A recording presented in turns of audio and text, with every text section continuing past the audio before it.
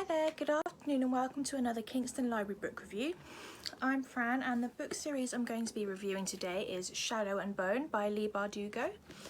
You may recognise the name from the Netflix TV series which has been very popular lately.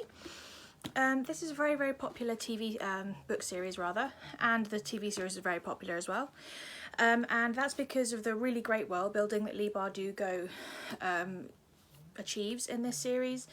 The world is very unique, very original, very different, and it's really gripping, a really brilliantly written story, great characters. And she's also written a spin-off duology called the Six of Crows series, or the Six of Crows duology, which was incorporated into the TV show as well because it's also extremely popular, and I will probably cover Six of Crows in another review at some point.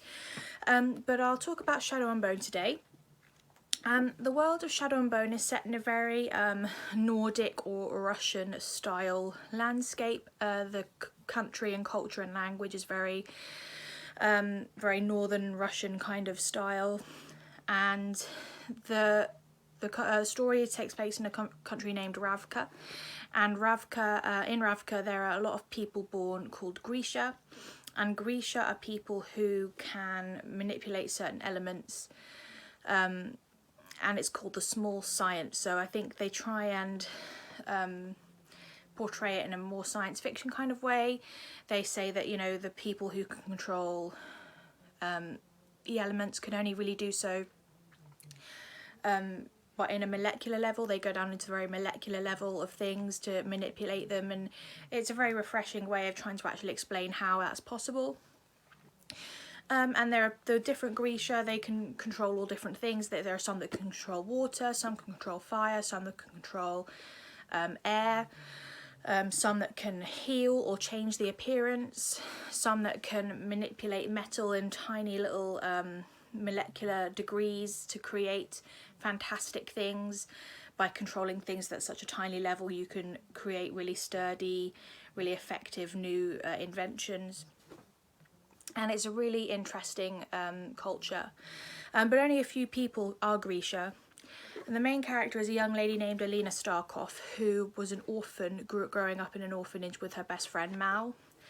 And in the very first chapter we see, as a young girl, Alina and Mal were tested by the Grisha. As a child you have to be tested to see if you are Grisha, and Alina maybe deep down knew that she maybe had something, maybe that she was Grisha, but she didn't want to be separated from Mal, who she felt needed her, and so she lied, or she faked her test, and then years later, having forgotten all about it, Alina is startled to discover that she is the sun summoner, the fabled person, Grisha, who is able to control light and the sun.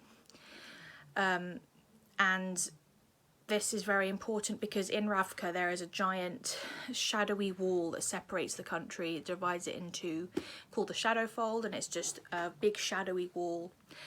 And you can go into it and through it, but it's filled with horrifying monsters and it's very dangerous. And so when it comes about that Alina is able to control this, control the light and control this power, it's very exciting because the country begins to think that perhaps she will have the power to destroy the Shadowfold and light it up and get rid of it.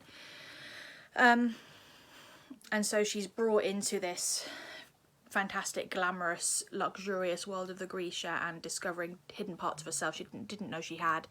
But she does have to leave Mal behind in order to do that, and they're very attached to each other, Alina and Mal, and she's kind of torn between these two parts of herself.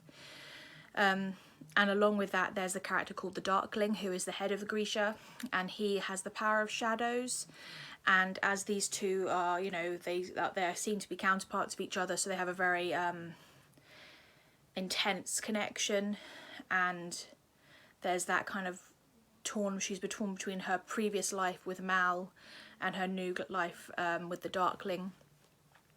It's a really interesting, exciting story. The characters are just so great. Even all the little side characters they only see now and again, they're so rich and deep and you really feel for them.